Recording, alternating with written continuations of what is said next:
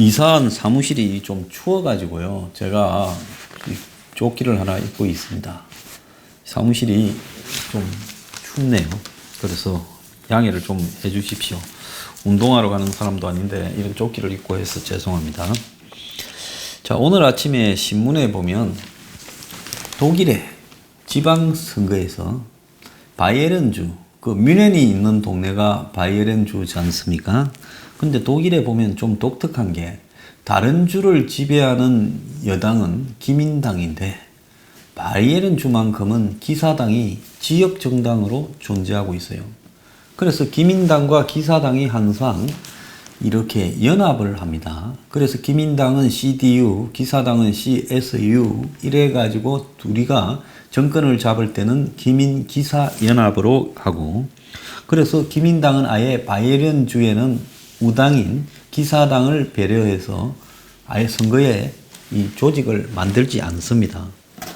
자, 그런데 바이에른주의 선거가 끝났는데 이 기사당이 집권당이죠. 바이에른주의 지역 정당으로 기세가 대단한 정당인데 10.5%나 줄어가지고 37.2%를 득표했고, 그 다음에 녹색당이 17.5%, 8.9%가 올라갔습니다.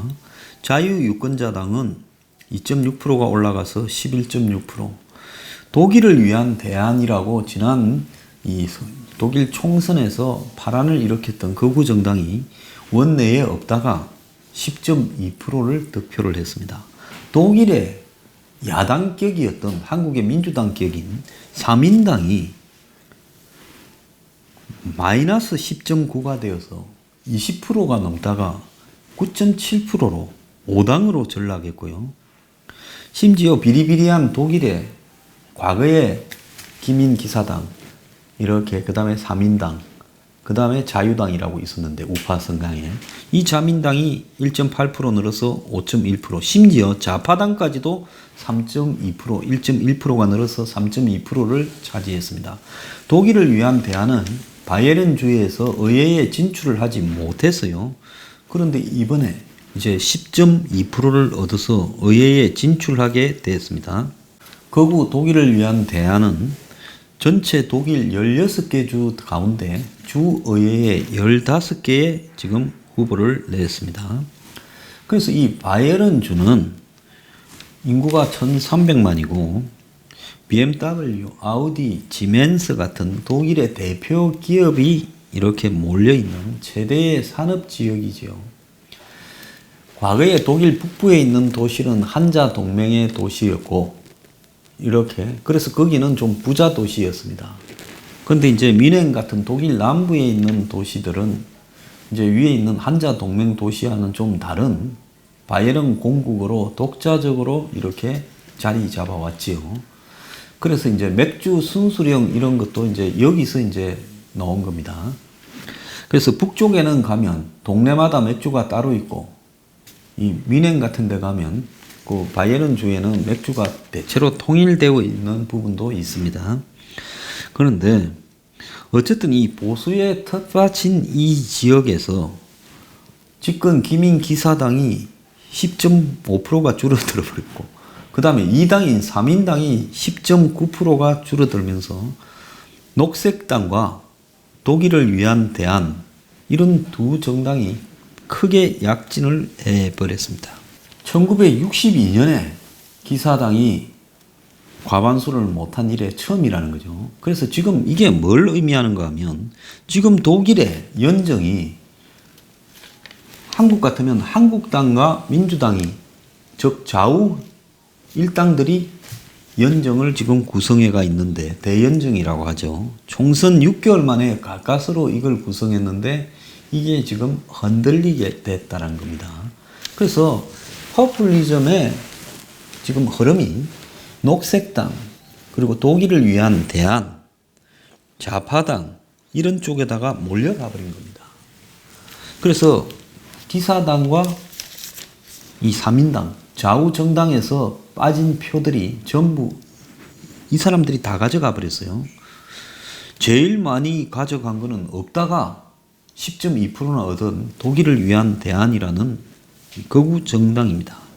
그래서 지금 제가 오늘 이 이야기를 장황하게 하는 이유는 사회와 유권자가 바뀌었는데 독일의 주류 정당, 즉 민주당과 한국의 한국당 같은 정당들은 잠만 자고 있다면서 지금 독일에 거대한 지금 변화가 일어나는 게 아니냐. 투표율만 해도 2013년에 63.6%였는데 이번에는 72.4%, 거의 9%가 올랐다는 겁니다.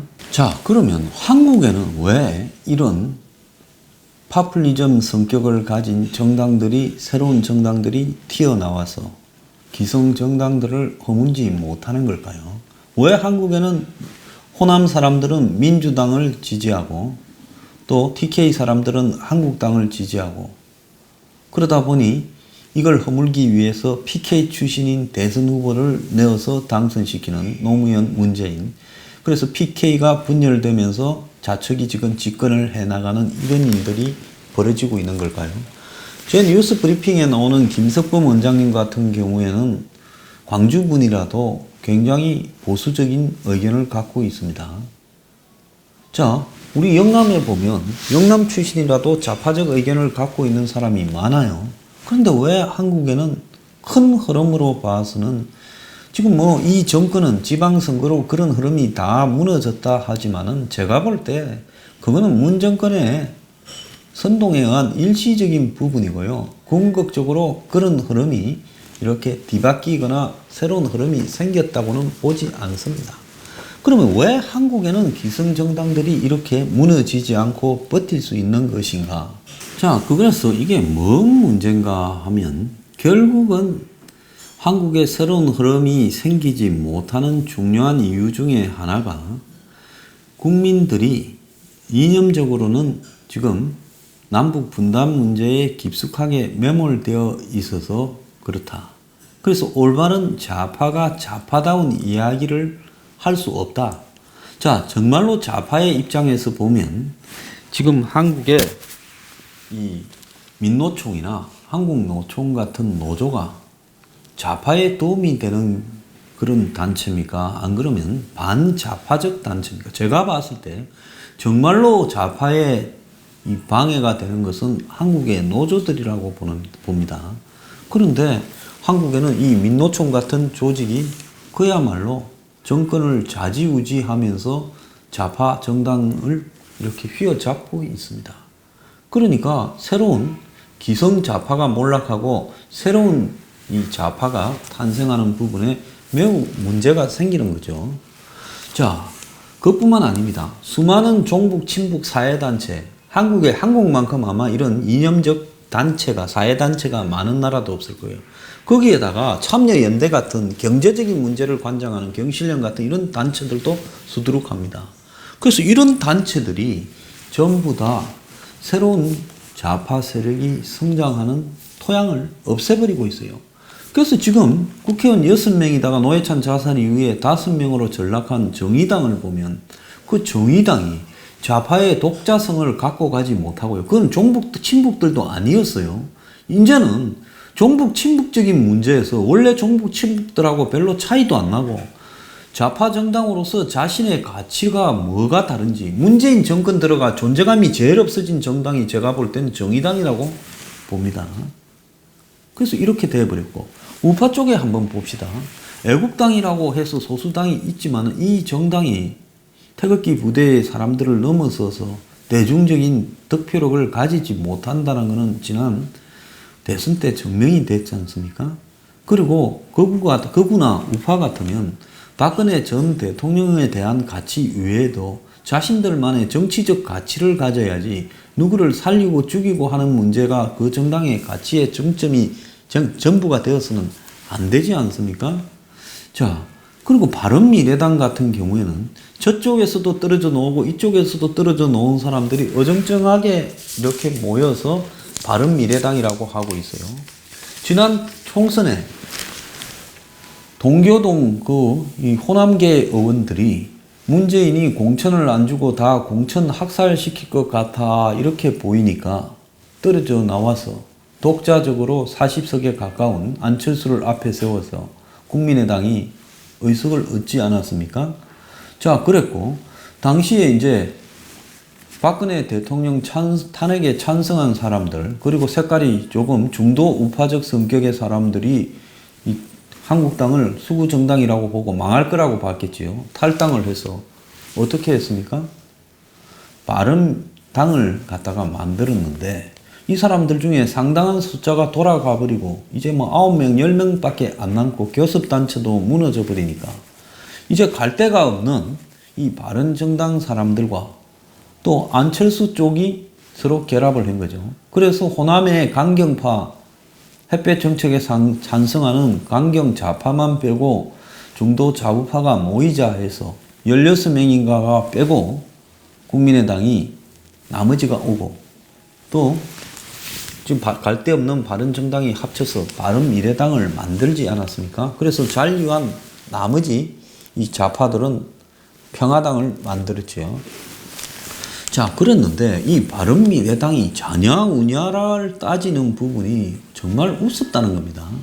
거기에 안철수를 따라서 마지 못해 오거나 탈당을 못해서 국민의당에 이 바른미래당 통합에 잔류한 사람들, 그러면서 실제 활동은 평화당에 가서 하는 사람들도 몇 명 있잖아요.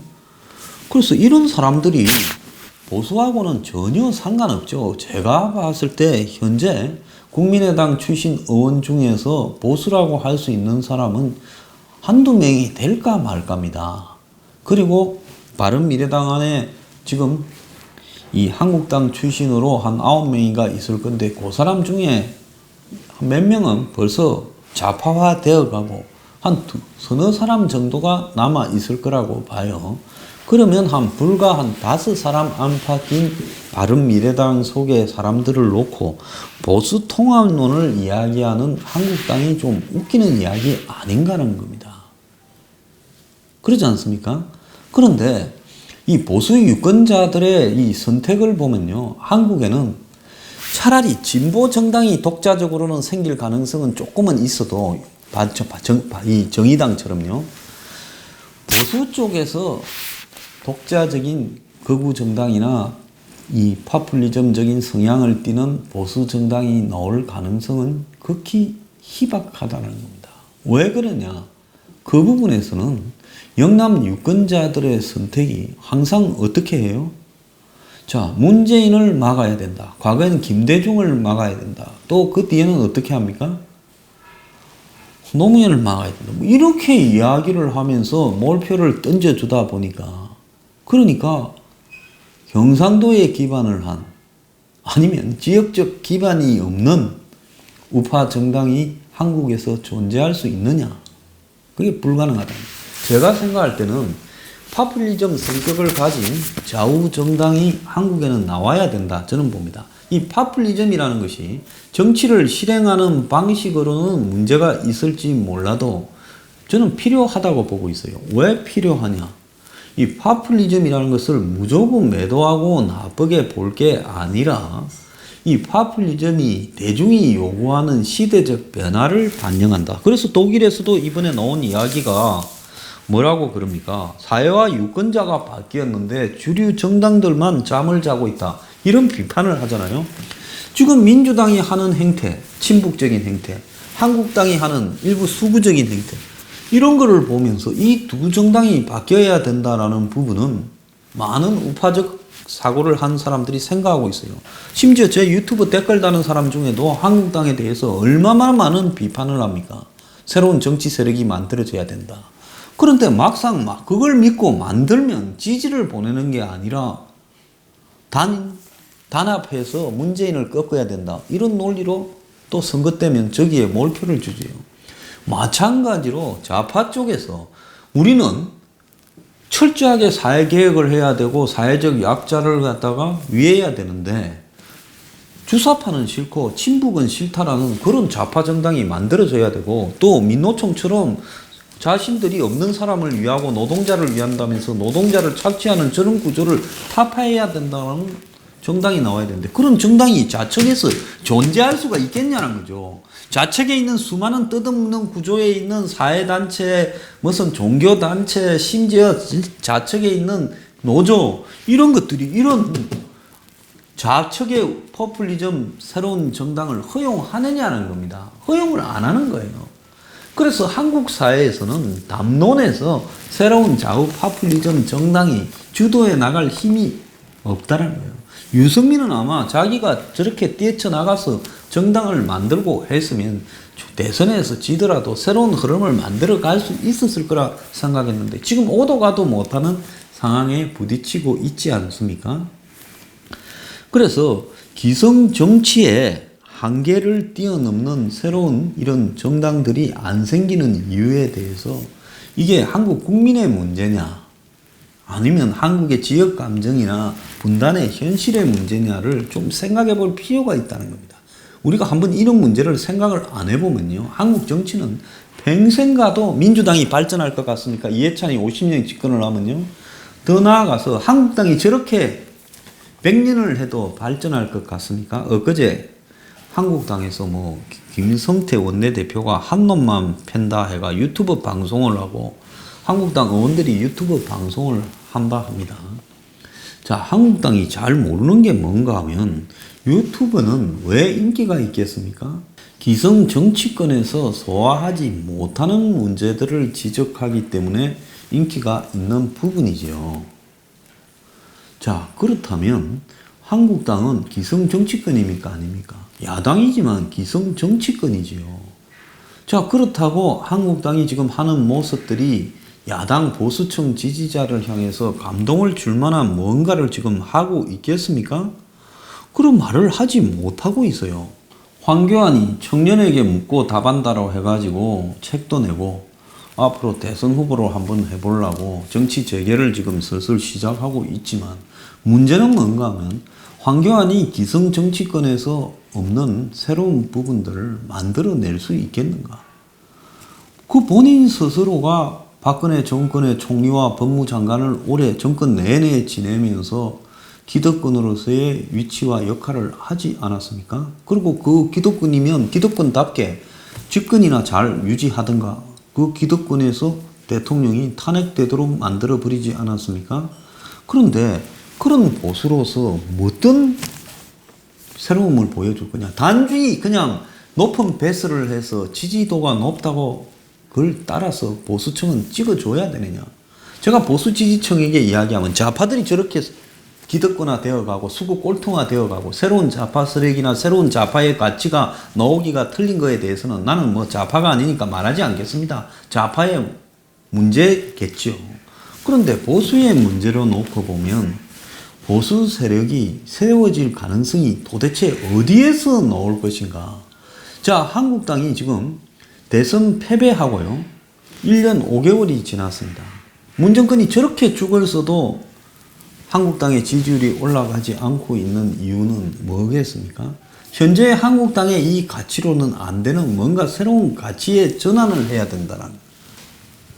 그런데 지금 한국당이 1년 5개월 동안 변화돼서 새로운 가치를 추구해 간다는 게 아니라 투쟁도 제대로 하지 못하면서 솔직히 수구와 경향은 인터넷 은행이나 원격 의료에서 보면 더 강해지고 있고 거의 뭐 수구적인 사람들이 이야기하는 걸 거의 다 반영하고 있어요.